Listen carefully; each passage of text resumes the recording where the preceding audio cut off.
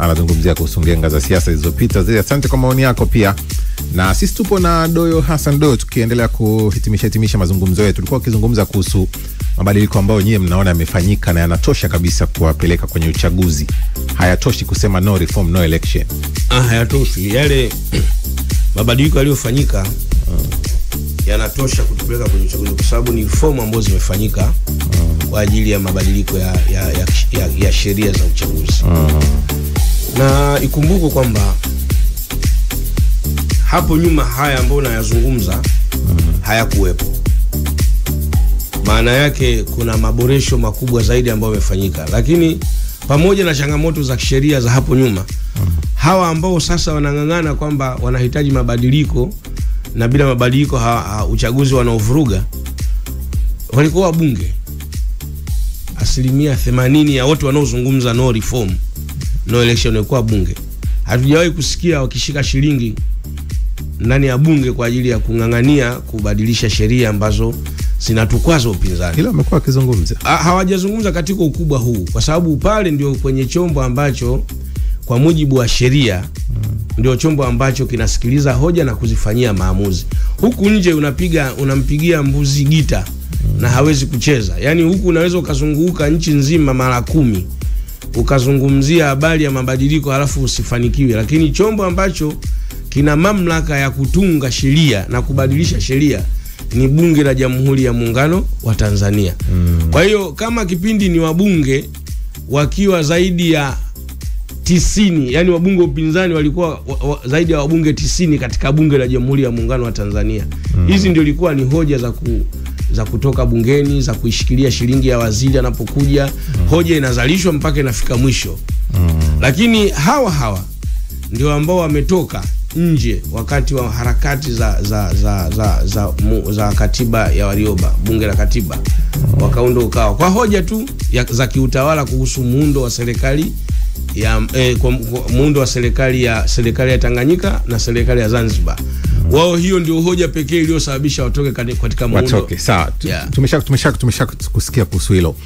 NLD mnatazama vipi wapinzani wenu kuelekea kwenye uchaguzi? Mnaona chama gani ambacho kwenu nyie mnabidi mtumie nguvu kweli kutoa hoja ili watu waache wao wachague nyie? Au chama gani ambacho mnakiona kinaweza kuwa threat kwenu? Sisi tunaona CCM tu kwa sababu wako kwenye madaraka muda mrefu. Wana wabunge wengi mpaka sasa hivi. Upinzani tuna wabunge wachache, hawafiki hata ukiacha wale wabunge wa viti maalum wale 19. Na wabunge 3 wa Zanzibar ACT na 2 wa Kafu na mmoja wa Chadema huku bara. Unakuta bunge lote lini na CCM. Wote wale wanarudi kwenye uchaguzi wanakuja hata kama sio wagombea, lakini baadhi yao watarudi wanakuja na nguvu, wana uchumi mkubwa. Lakini wana yani ni watu ambao wanajua nini wanafanya kwa sababu tayari wako madarakani. Lakini wameongoza nchi sasa, rais huyu ni wa 6, Samia, akiwa wa Chama cha Mapinduzi. Sisi ndio tunawaangalia wao kwa sababu wana mizizi mikubwa, wana matawi, wana wanachama wengi kwa sababu wenzetu wameanza kutafuta wanachama tokea mwaka 77 kilipoasisiwa Chama cha Mapinduzi. Kwa hiyo unaweza ukakuta robo na nusu ya wapiga kura pengine wana vinasaba na CCM au ni CCM. Kwa hiyo hao ndio ambao tunawatazama kama threat, kama chama kwa wanaoweza kutuzuia kwenda kuchukua serikali. Lakini kwa sababu tumejipanga na tuna sera nzuri ambazo tutaziwakilisha kwa Watanzania, tuna imani Watanzania wanaenda kutuchagua kwa sababu tumekuja na vipaumbele ambavyo vinakwenda kugusa Tanzania. Yes. Mna vyama rafiki hapa Tanzania, NLD. Yaani vyama ambavyo mnakaa navyo mnaweza mkafikiria kufananisha hoja zenu kwamba jamani tunachokidai sisi na nyinyi mnakidai.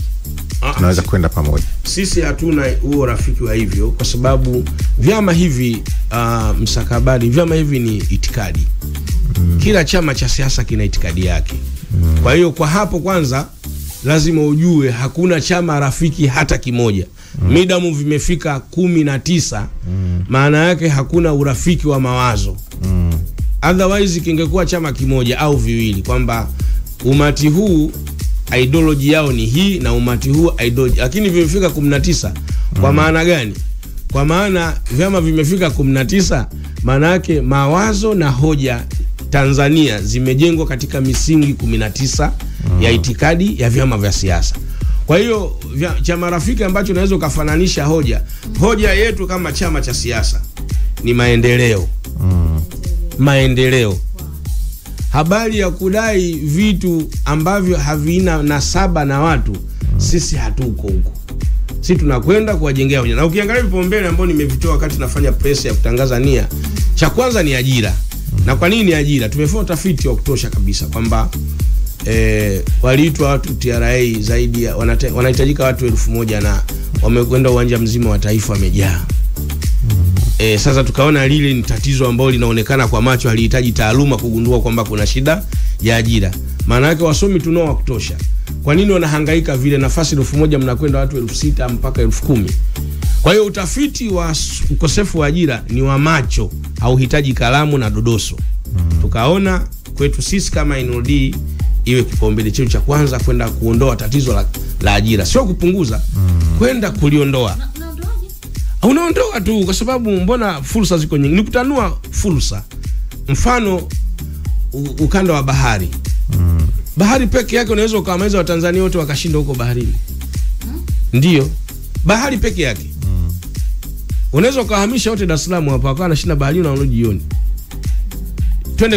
Twende kwenye madini. Unaweza ukapeleka watu wote polini wakarudi weekend huko. Twende kwenye kilimo. Unaweza ukawatoa wote ukawapeleka kwenye kilimo. Faida yake ni nini? Faida yake tutakuwa umetengeneza ajira za kutosha na za uhakika ambao sio za kupapasa macho. Ni ajira kwamba watu wananunuliwa meli za kuvua zinazokwenda deep sea. Mpaka leo nchi hii hatuna meli ambayo inakwenda deep sea zaidi ya meli za kigeni. Kitu ambacho kama tungekwenda kusimamia uvuvi wa bahari kuu, Tanzania ingeendesha nchi kupitia mazao yanayovunwa majini. Hiyo ni sehemu ambayo nimepanga kwenda kuondoa tatizo la ajira. Sio unanunua kile kiboti cha kufanya hivi, unampa mtu anakwenda kupigwa na wimbi anadondoka huko anapotea. Kwa hiyo fursa ni nyingi kwenye madini. Lakini kwenye hiyo niliona system walitoa boti za kisasa. Walitoa boti za kisasa. Ngapi? Hazikuzidi 100, lakini wasaidia vijana angalau kupata boti zile za kisasa kwa ajili ya kujikwamua. Wewe mimi nazungumzia kukuza uchumi kupitia mazao bahari. Boti 100. Boti 100. Tunazungumza mameli ya kwenda, kuna samaki mkubwa zaidi ya mimi. Ulimuona yule wa Kilwa alitoka mwenyewe. Yaani hajavuliwa mpaka samaki wa nchi hii anasema anaenda mwenyewe kuliwa mtaani. Kwa sababu hatuna vitendea kazi vya kwenda katika meli, katika bahari kuu kwenda kutoa samaki ambao kwanza tutapata fedha za kigeni kwa sababu yale masamaki ndio wanaliwa duniani huko. Ndio. Sisi hatuvui, sisi tunakula watoto wa samaki katika miaka 60 ya uhuru. Kwa hiyo ninapozungumza na kwenda kutatua swala la ajira, nimeangalia fursa zinazotuzunguka. Mimi sijawaza kumpeleka mtu ofisini akapigwe na kiyoyozi awe na kalamu mfukoni ndio aonekane ana ajira. Mimi nimeangalia fursa. Mimi ni mchimbaji kama nilivyowaambia. Migodi ambayo nasimamia ambayo ni ya kampuni yangu imezalisha, ina watu zaidi ya 450 permanent. Mimi Doyo mtoa ajira. Kwa tayari watu kwa ajira zinatolewa. Yaani serikali kuna watu imetengeneza mazingira. Sasa mimi sasa kama kiongozi mkuu wa nchi kama nitafanikiwa kupata hii nafasi, naona kwenda kutanua wigo ule wa fursa ndio kutengeneza ajira za kutoka. Kwa hiyo mimi siendi kupunguza. Kwenye kilimo tutawekeza kule. Sio kutengeneza hizi skimu za waziri hizi au mara kumekauka mara hazina hakika na uzalishaji. Hizi skimu ambazo za umwagiliaji, tunakwenda kuzungumzia kilimo ambacho ni kilimo utajiri. Kilimo ambacho watu wengi watakuwa huko mapolini kwa ajili ya kuasha wanakwenda kuzalisha mali. Vietnam, China, kuna mashamba zaidi ya milioni ya mipunga. Watu wanajaa huko, huoni mtu mjini akisema ana njaa. Hiyo ndio idea ambayo chama chetu cha NLD kinakwenda kuwafanya Watanzania. Kwa swala la ajira nimeweka kipaumbele cha kwanza, lakini nikaja kipaumbele cha pili, elimu. Unaweza ukashangaa, mashule, vyuo vipo. Kwa nini elimu? Tumefanya utafiti wa kutosha. Elimu inayotolewa katika kizazi chetu ni elimu ya kukariri maarifa, sio elimu ya kuwa na maarifa ya kufanya kazi ili uweze kuishi kutokana na elimu uliyopata. Hiyo ndiyo niliyozungumzia katika kipaumbele changu cha pili. Wamefanya lakini mabadiliko juzi ndo tumeanza hapa ya mitaala. Mimi unaposema mabadiliko ya mitaala, mimi sizungumzie elimu ya AEOU, nazungumzia elimu tija. Unatokaje chuoni wewe ukija huku kwenye soko la ajira uweze kushindana? Ndio elimu ninayozungumzia. Mimi sizungumzie elimu AEOU. Hii imepiga hatua kubwa. Na wamefanya mabadiliko sasa kuelekea kwenye wazo hilo. Sasa huoni wamefanya mabadiliko sasa? Sasa utafanya nini? Sio utafanya nini? Si ndio naenda sasa na idea yangu.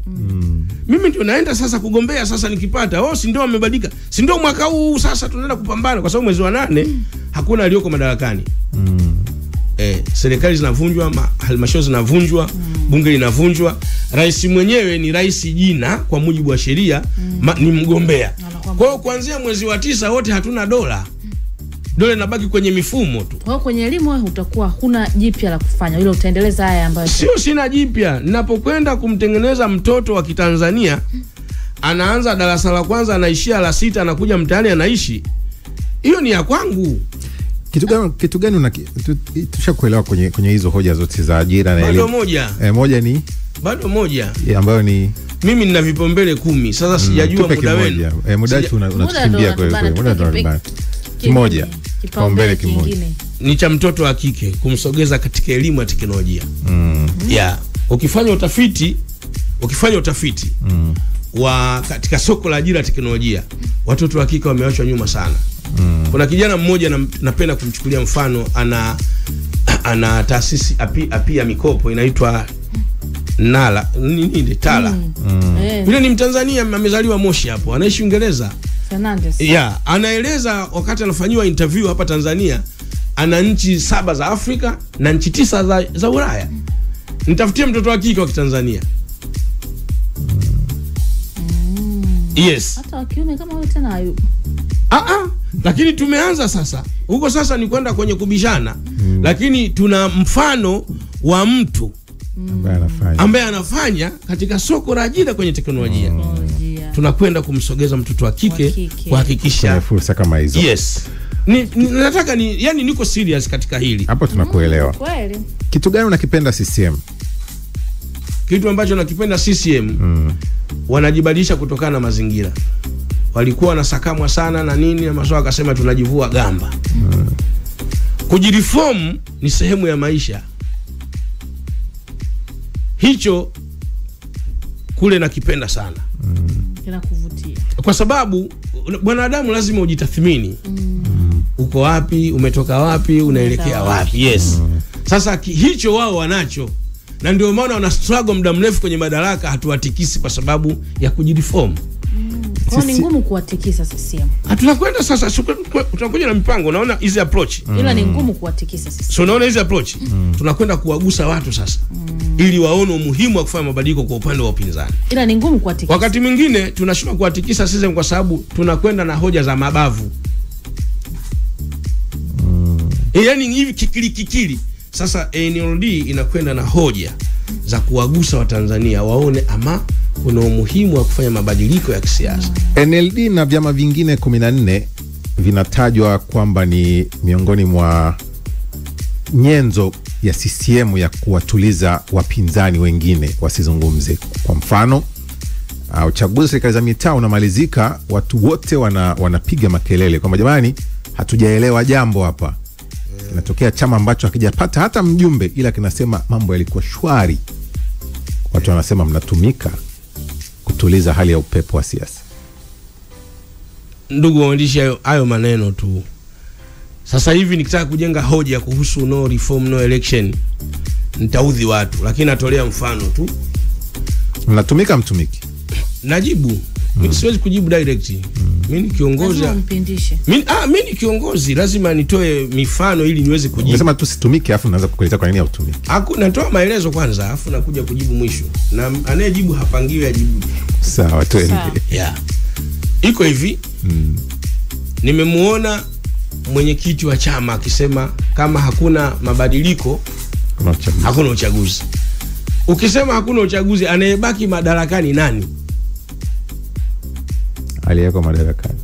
Umemnufaisha au umemhatarisha nafasi yake? Kwa sababu hapa tukisema kimenuka kweli kama anavyosema Lissu, tukinukishe. Watu wakatavi tukinukishe, kikanuka kweli. Rais anabaki nani? Semeni nyinyi, tuko kwenye mjadala. Mimi sijui. Anabaki Samia. Sema umesema. Ndio. Kwa sababu uchaguzi haukufanyika. Tunajua anabaki miaka mingapi?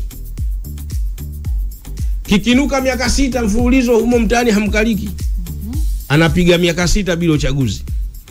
Kwa Chadema anatumika na CCM.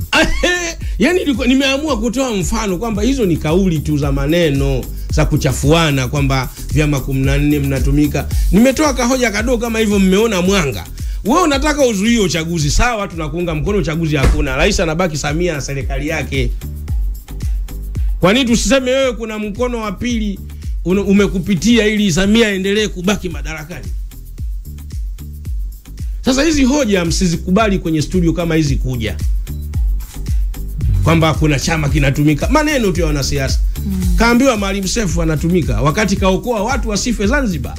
Lakini wanasiasa wakaja wakasema anatumika na CCM. Upinzani unatumika. Akatukanwa Profesa Lipumba, lakini akaja kutukanwa Zito wakati wa mgogoro wa Chadema na Zito kwamba Zito anatumika na CCM. Hayo ni maneno ya watu walioishiwa hoja. Ila wako wapinzani wanaotumika. Kwa nini utumike? CCM ina shida gani? Wakati mfumo wa vyama vingi unaanzishwa, CCM wana miaka 20 madarakani wakiwa peke yao. Katika mazungumzo yetu leo inaonekana unaona mabaya mengi Chadema kuliko hata CCM wenyewe. Kivipi? Katika mazungumzo tu hapa tumezungumza. Ni hoja ulizouliza wewe ndio majibu. Lakini sikuja kuizungumza Chadema hapa. Angalia statement zangu nilipoanza. Ni yeye ndo kakupeleka huko. Ni wewe umeuliza na mimi najibu. Unashauri nini Chadema? Mimi kama hiki. Mimi nawashauri Chadema ina nguvu ya kisiasa kubwa. Ingetumia approach hizi ambazo tunazitumia NLD ya kutafuta ushawishi kwa wananchi waingie madarakani, wabadilishe hayo mabadiliko, ingewezekana. KANU imeanguka na katiba ile ile. Wakati naanguka KANU Kenya, katiba ni ile ile walioacha waasisi wa KANU. Lakini wameanguka kwenye uchaguzi. Uhuru Kenyatta ameanguka akiwa mtoto wa rais.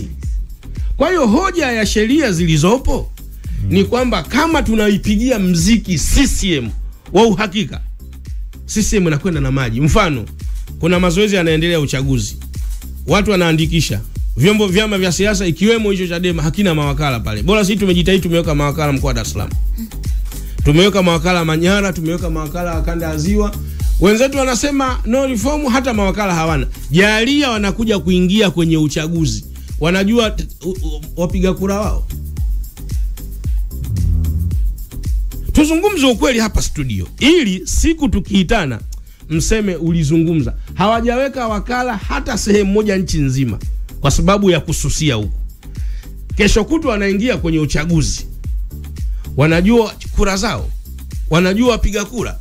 Zikiletwa kula za ovyo mule ndani unajuaje? Kwa hiyo ushauri wangu mimi kwa Chadema, warudi kwenye vikao vyao. Waangalie misimamo. Hizi mbwembwe zingine za no hizi waendelee nazo. Kwa sababu mimi naamini mimi ni mwanasiasa. Mimi bahati nzuri nataka nikwambieni hapa. Mwenye profesa anajiunga na CUF, mimi ni mwanachama wa CUF. Amejiunga mwaka 95. Zito anatoka chuoni anajiunga na siasa Chadema, mimi ni niko CUF. Mboya anakuwa mwenyekiti wa vijana wa Chadema, mimi niko CUF. Lissu anajiunga NC Salma Mageuzi anaingia Chadema, mimi niko CUF. Karibuni wanasiasa wote ambao wamepata umaarufu kwenye siasa, mimi ni senior kwa miaka ya ukaaji kwenye siasa. Tunajua mbwembwe zetu mule jamani, tuwastue kidogo. Huku ni kustuana kwa ajili. Huoni kumechangamka? Makala anasema hiki, Lissu anasema hiki, Heche anasema hiki. Kumechangamka fulani hivi mtaani. Hizo ndio mbwembwe zetu wanasiasa. Kwa hiyo msije mkapata hofu kwamba eti ile misimamo ndio ngingi hawaingii Chadema. Wanaingia kwenye uchaguzi huu, andikeni tarehe leo. Ila wataingia wakati mbaya. Wanaingia hawajui wapiga kura ni wangapi. Mlipokea barua ya ACT ya kuwaomba walau muungane upinzani kuongeza idadi ya kura? Sisi hatuungani.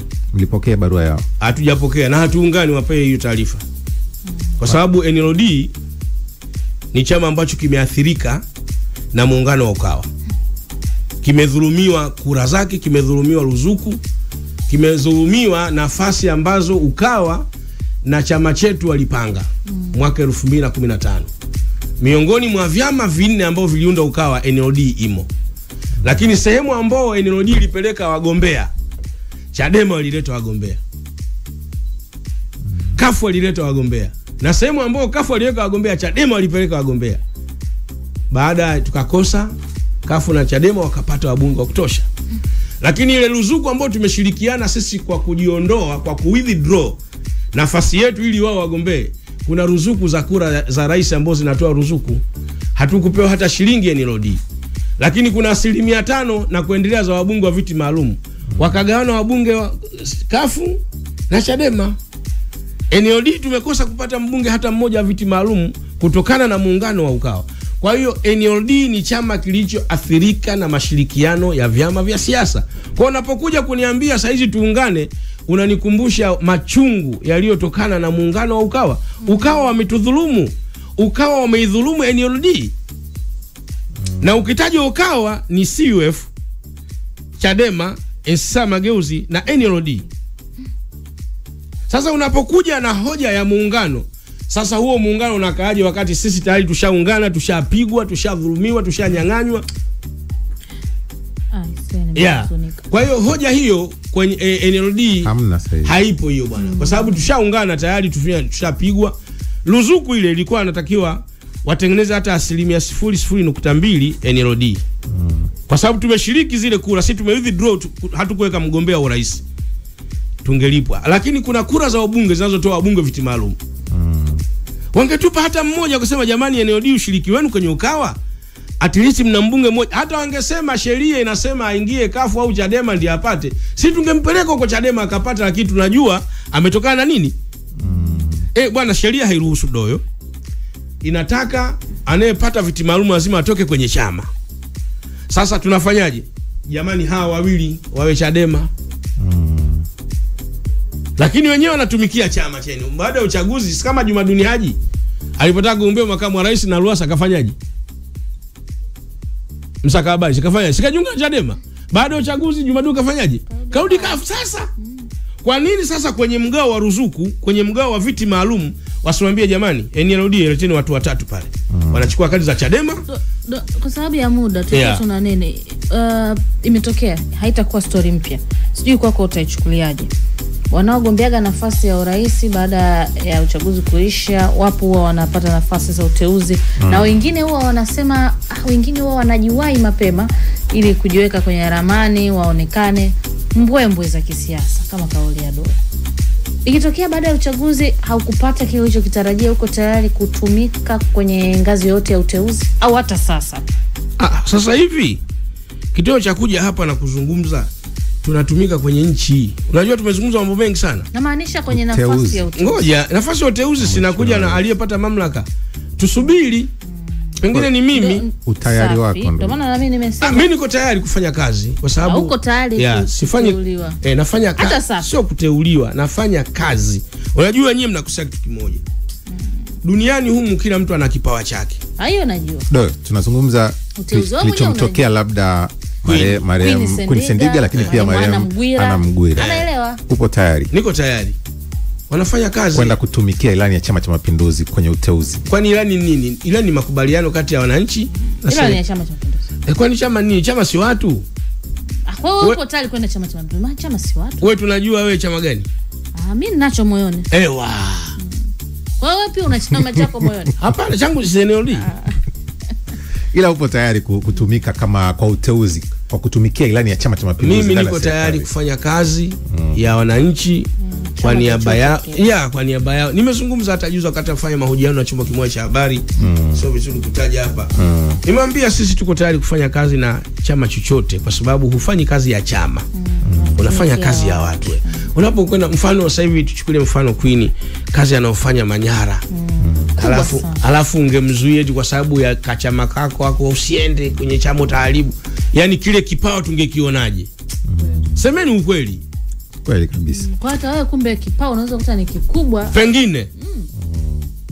Bwana Doyo, tunakushukuru sana bwana. Muda wetu umekuwa mfupi lakini mrefu. Tumezungumza mengi, naamini pia yako mengine mengi utaendelea kuyazungumza huko tuendako. Kabisa. Na tunakushukuru sana kwa kuja. Na mimi nawashukuru. Ni mengi na naona fia muda mchache kwa maswali yenu ya kuchokoa haya. Hamna mheshimiwa. Ni mzuri kwa sababu kwangu mimi maswali yanasababisha nazungumza vingi. Sasa mheshimiwa tusifikie huko kwamba usiondoke ukiwa kuna hiyo kumbukumbu kwamba waliuliza maswali fulani. Ndio napenda hayo. Huwezi jua. Na ndio umeapply. Sawa bwana, nikukumbushe kuhusiana na Emami Menthol Plus Balm, husaidia kutuliza maumivu ya hapa na pale ya mgongo, baridi na kushtuka kwa mifupa. Imetengenezwa kwa mkaratusi, karafuu na menthol. Emami Menthol Plus hurejesha tabasamu na uchangamfu. Huingizwa na kusambazwa na Abacus Pharma Africa Limited, ambayo Emami Menthol Plus inapatikana katika maduka yote ya dawa za binadamu, dawa za asili na supermarket. Sema Emami, ongea na shujaa. Maumivu yakizidi, muone daktari. Wacha nikupe kampeni nzuri kabisa ya pambana upate. Si ndio hivyo kisa Daniel? Ushapambana? Pambana upate. Hakikisha kwenye mapambano yako unapambana ili upate kitu fulani. Pambana upate ni kampeni ya kumkuza mjasiriamali mdogo mwenye ndoto kubwa. Je, unamjua mjasiriamali au wewe ni mjasiriamali mdogo mwenye ndoto kubwa za kufanikiwa ili ushinde na pilika East Africa Radio? Ni rahisi sana kama unamjua mjasiriamali ambaye ni mjasiriamali mdogo, anaendesha biashara kisasa, msafi kibiashara na muonekano binafsi, ana ndoto kubwa, anatunza pesa kwa njia salama na za kisasa. Huyu ndiye tunayemhitaji, kwa maana anapambana na anapata zawadi za kiwanja na nyingine nyingi. Mpendekeze au jipendekeze kwenda namba 0787 63 30